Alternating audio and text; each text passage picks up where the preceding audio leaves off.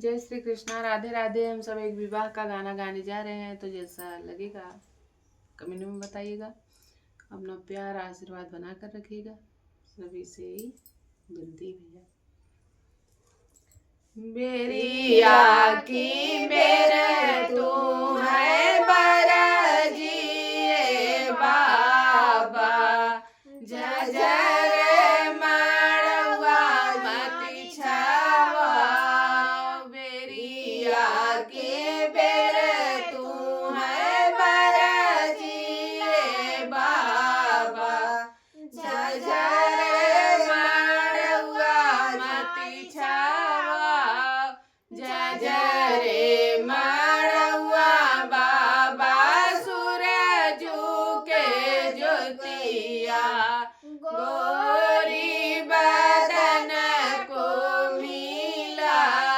जजरे मड़वा बाबा सूरजू के ज्योतिया, गोरी बदन को मिला।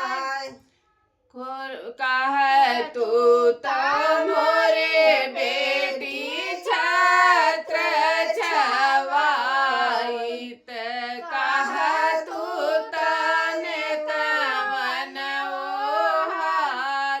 कह तू मोरे बेटी सूरजुआ लोपी, गोरी बदन रही जाए। कह तू मोरे बेटी सूरजुआ लोपी, गोरी बदन रही जाए। काहे के मोरे बाबा छत्र छवैबा, काहे के नेतमन ओहार। काहे के मोरे बाबा सूरजुआ लोपबा, गोरी बदन रही